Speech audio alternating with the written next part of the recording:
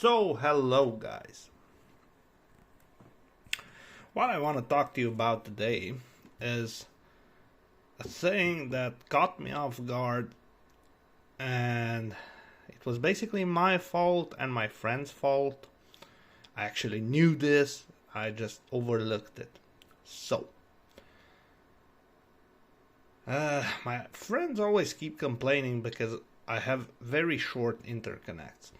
And that when they bring some gear over to test, usually it's harder to connect it.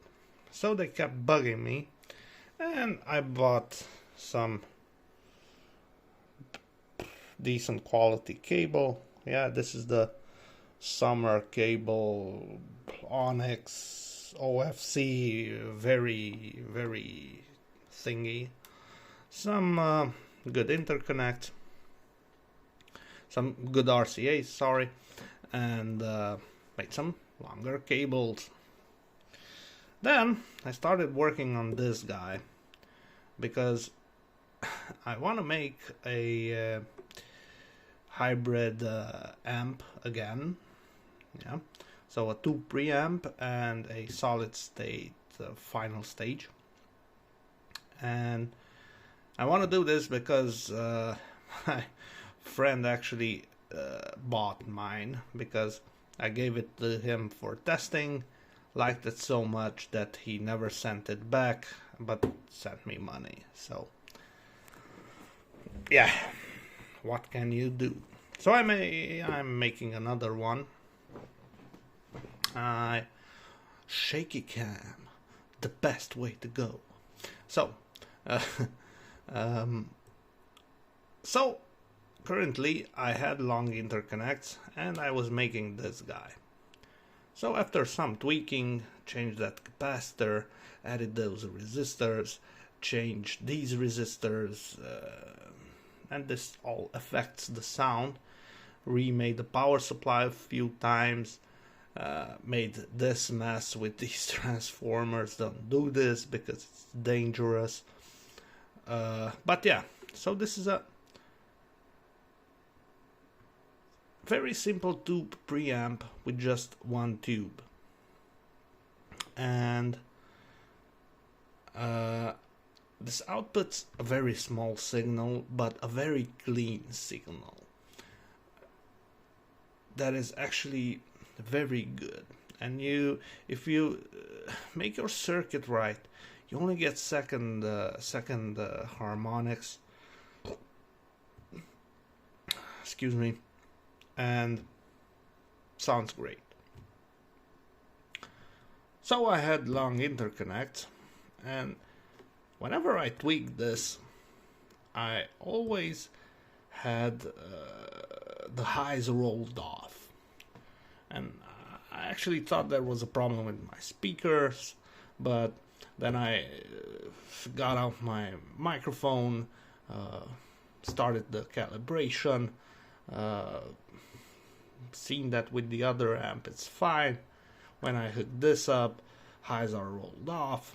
Didn't know what was going on until this week it hit me, and it was those darn long interconnects. Now, what do I mean by that? How can they affect the sound so much? Well, this is different from your typical solid state preamp.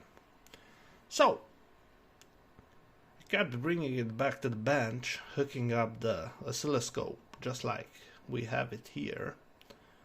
Yeah, gave it a signal, and look,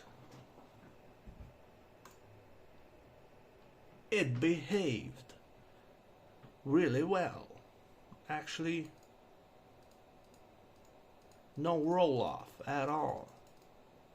Same intensity signal. What is going on?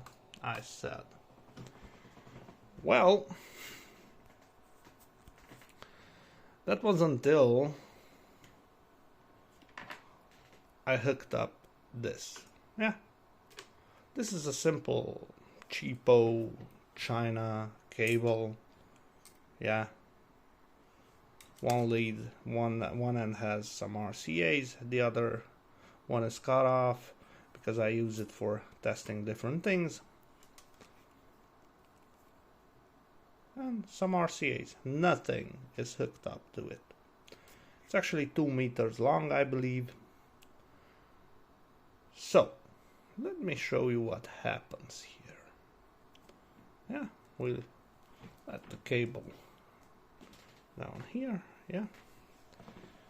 Now, watch what happens when I plug it in, yeah. We are watching the oscilloscope. Boop. What? What is going on? And if we decrease the frequency,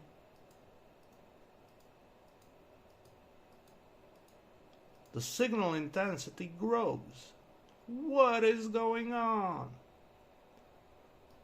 Well, what actually is happening is, with the help of the capacitance of this cable, we are actually making a low pass filter, yeah? Now, how are we doing that? Well, in this circuit,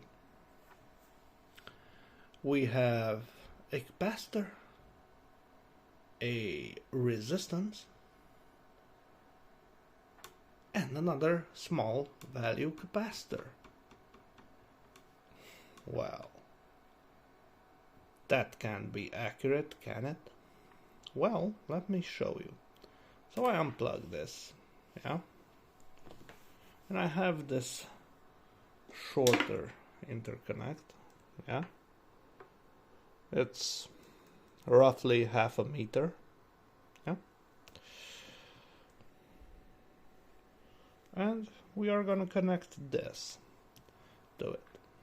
Now, one-handed, yeah. We still got a little roll-off, yeah, it's just a cable. So we still got a bit of roll-off, but not as much, yeah, because the signal is currently at 1.9998 volts. If I unplug it, we are at 2.3, yeah? So 0.4 millivolts. Of course, loaded differently depending on the input impedance of what I hook it up to. But if I lower the frequency, this is 60K, it's already at 2.17, yeah? So that is about the level of signal that is normal, yeah?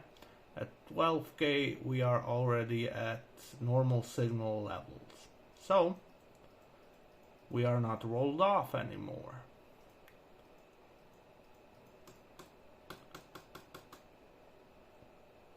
Okay. Now, what is different about this cable? Well, this cable, as you can see, is actually broided, or yeah, it is made in this manner. So what actually happens here, by crossing the plus over the minus, yeah, we are crossing the two cables over and over and over. We are actually lowering capacitance, because capacitance is plus minus plus minus plus minus, and it discharges itself. And it's actually shielding itself whenever any signal or any current passes through it. Good. This is actually OFC data cable that I got from Italy, I believe. And it has a Teflon jacket. Yeah. So I got about 200 meters of this and broidered it. And we got these interconnects. Now, let's put this aside. Now, what few things that we can do to mitigate this problem is actually, well, to use shorter interconnects, to use cables that have the plus and minus apart. Yeah, they have a small gap between them. That is actually the best way to go. A good OFC cable that is has the plus and minus apart from one another is the best way to go. No capacitance. What else is good? Well, another way would be to increase the intensity. In other words, giving more watts to the tube. Yeah, to increase the power, the more amps on the output, more amps. But that won't help that much because of the way the circuit is designed. Yeah, so you have a capacitor resistance capacitor again on the cable. Automatically you are making a low pass filter and things don't go as well as they should. So what capacitance are we talking about here?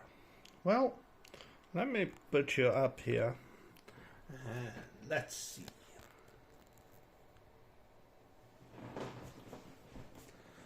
So, yeah, that should be fine.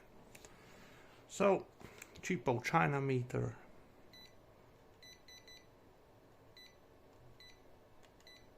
Set the capacitance. I believe you can see it here. So where is my jinky junky cable? Yeah.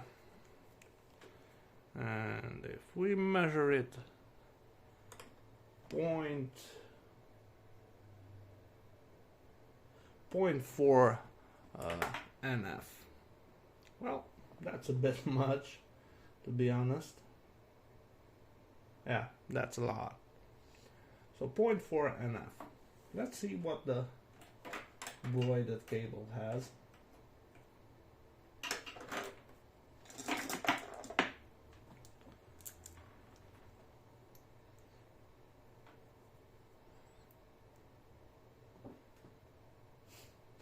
Braided cable has 0.06, which is,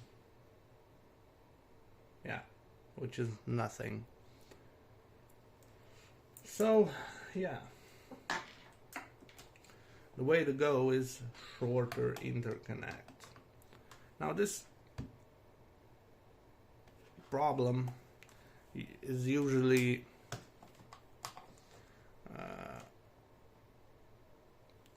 it's typical to tubes, I believe. Well, I almost always used short interconnects. I was always a short interconnect guy. And with all of my tube preamps, at one point I also got a tube amp, but I didn't like it. I always had short interconnects, never noticed this problem. Regular tube guys or people that use tubes a lot, in all the videos that I've seen, they all have short interconnects. For them, maybe this is obvious, like, yeah, if you put long interconnects, it's gonna interfere with the sound.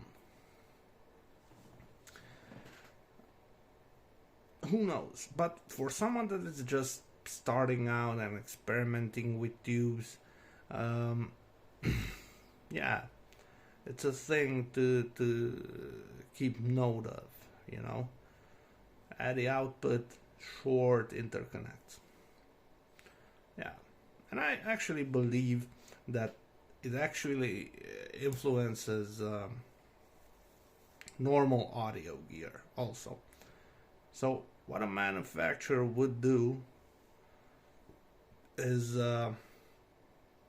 design a cable with a certain level of capacitance, certain level of resistance, and bingo bongo, they sound different. You have more highs, you have more lows, this is clearer, that is clearer, and I believe that this is where the snake oil between cables and cable brands is made.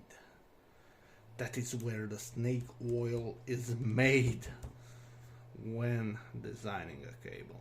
So basically that's it for today. So the short version is basically, as I always say, make your own interconnects. So build your own. Peace.